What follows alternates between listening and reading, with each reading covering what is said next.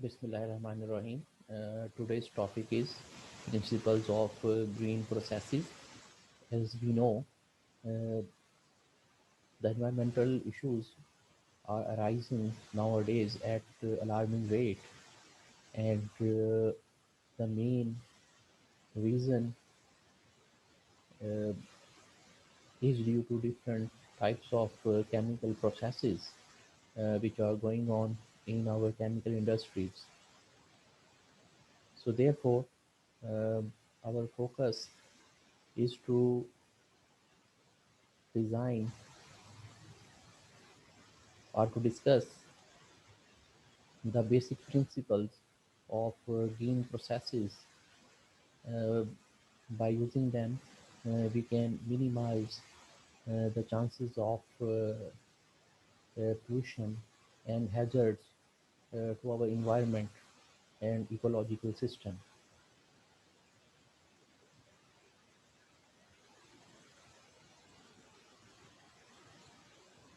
So, uh, the basic principles are as follows, as I have shared in this lecture.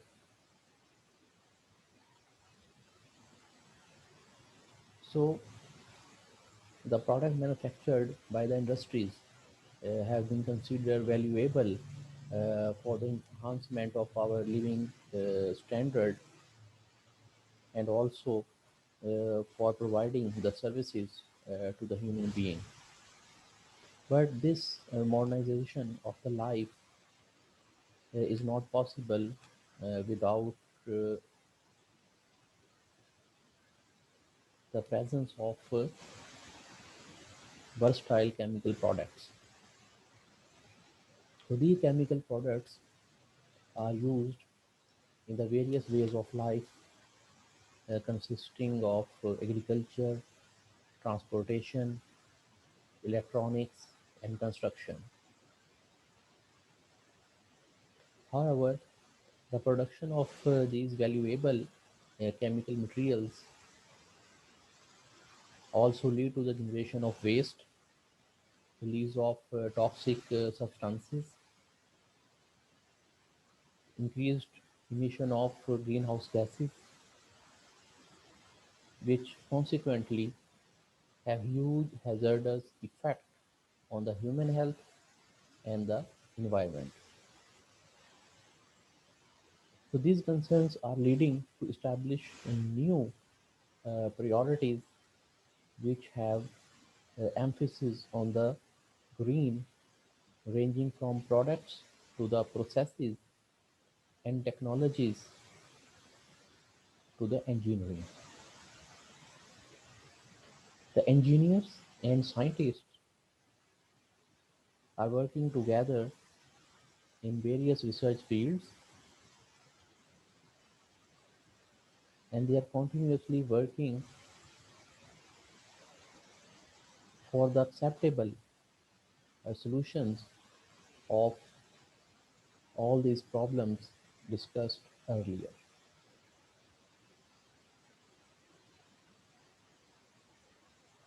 And definitely, we have to find out the solution uh, and meet the environmental challenges. So the efforts of these researchers and scientists in the field of green processes have led to to the development and enhancement of the capabilities to support and to promote the innovation to solve the environmental issues. One of the aim of the modern green processes and engineering is to design and develop the processes which are sustainable and eco-friendly, and then outsource those processes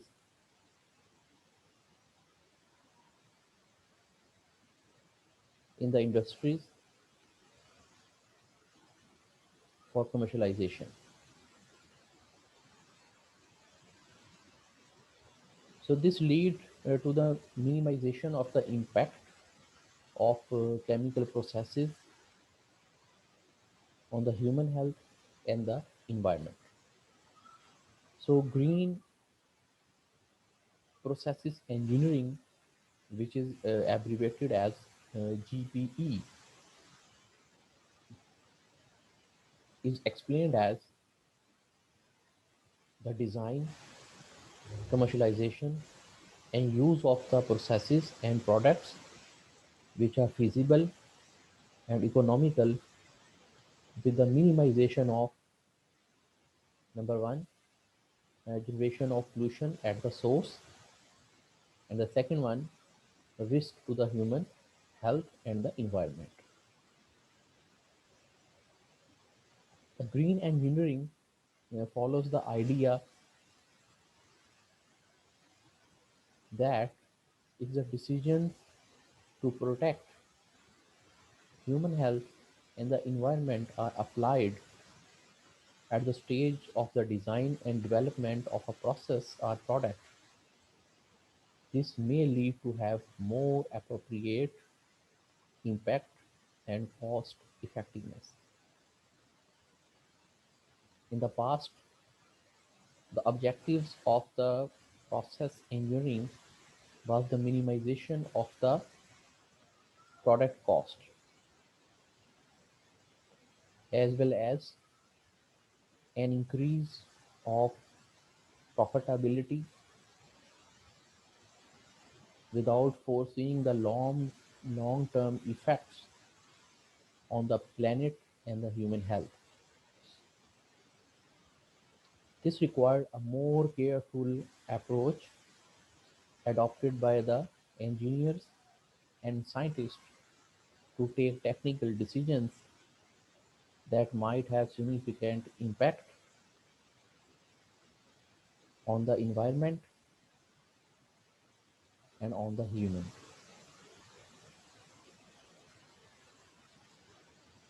These decisions may lead to either sustainability or add further to the coalescence in order to develop a common vision of protecting the planet by developing novel, greener techniques and products in an environment friendly way. In the recent years, the society is facing the challenges of sustainability regarding the technology and lifestyle. There are continuously increasing global environmental concerns, including water access and use, food, transportation, energy, fuel, construction, population, as well as ecological destruction. The current and future aims of the process engineering are hence not only to acquire sustainability and reduction of the cost of the products, but also the reduction of the impact on the environment and human health. The continuous development in the process engineering has resulted in the establishment of the green process engineering,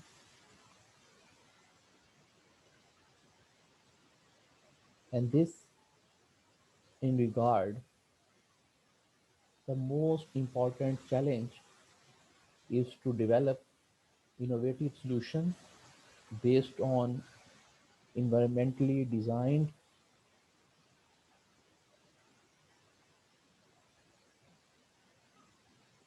and manufacturing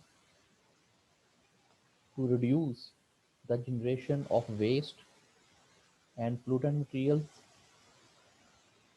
to keep the product cost effective, and enhancement of the capability of the product to be recycled or reused, and with the ultimate goal of introducing significant environmental improvements.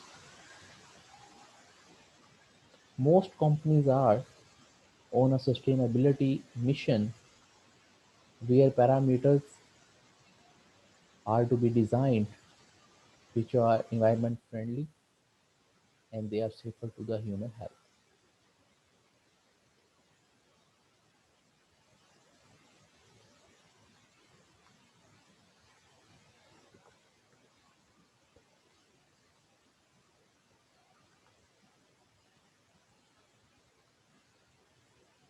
So they are also designing the renewable resources in order to minimize or to reduce the emissions of the greenhouse gases and reduction of the energy cost, which is very important in the perspective of environmental and social targets. However, in terms of complete adaptation of the sustainable processes, there are great factors to be considered, including the market condition, effective economical regulations, and acceptance by the society, which is defined by the product demand. To improve industrial sustainability at the process level, the principles of green engineering provides a concern about the framework to address the growing concern of human health and the environment. Moreover, this also provides a sustainable guide for green process engineering while emphasizing on the optimization of the process, system, and product.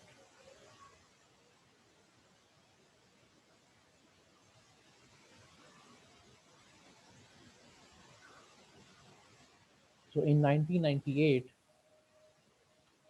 the Green Chemistry Program at the United States Environmental Protection Agency, with the mutual collaboration of the Polaroid Corporation, uh, designed a set of principles to guide the practice of green processes. The 12 principles were addressed in order to reduce the pollution and its impacts on the environment and human health.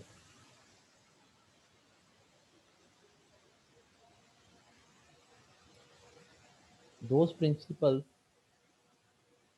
covers the following points shared in this lecture. The first one is the prevention. According to this, it is better to prevent waste than to treat or clean up waste after it has been created. The second point is the atom economy. As we know, the synthetic methods should be designed to maximize the incorporation of all materials used in the process into the final product. So, in other words, we can say this concept addresses us to get 100% yield or 100% conversion of the starting materials or precursors into the product. The third point, less hazardous chemical synthesis. So wherever practical, wherever it is possible, synthetic methods should be designed to use and generate substances that poses or they have little or no toxicity to human health and environment. And number four, designing safer chemicals. Chemical products should be designed to affect their desired function while minimizing their toxicity. The number five, safer solvents and auxiliaries. The use of auxiliaries, or we can say the helping materials or substances like solvents, separation agents, etc., should be made unnecessary wherever possible and only used in dire need. Design for energy efficiency. Energy requirements of chemical processes should be recognized for their environmental and economic impacts and should be minimized. If possible, synthetic methods should be conducted at ambient temperature and pressure. Number seven, use of renewable feedstock. So we should select a raw material or feedstock that is renewable, and it should be renewable rather than depleting whenever technically and economically practicable. Reduced derivatives. The unnecessary derivatization means the use of blocking groups, protection or deprotection of groups, temporary modifications of physical or chemical processes, all should be minimized or avoided if possible because such steps require additional reagents and can generate waste.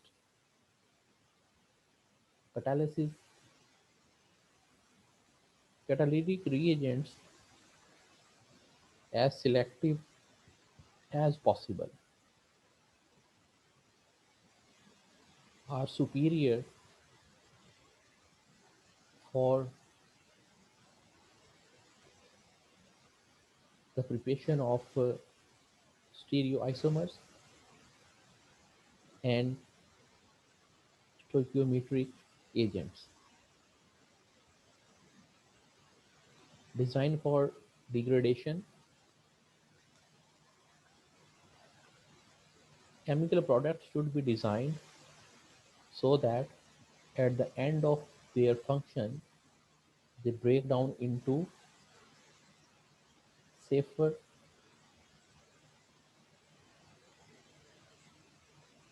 fragments or degraded products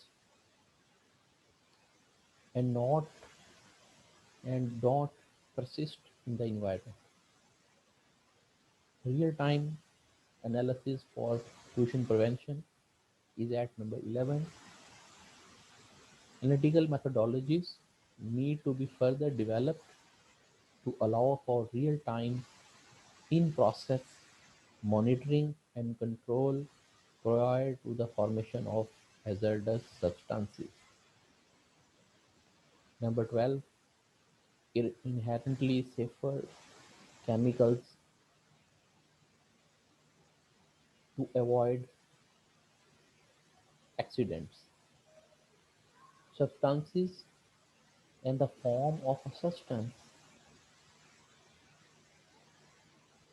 used in a chemical process should be chosen to minimize the potential for chemical accident, including release of gases or toxic substances, explosions, and fires.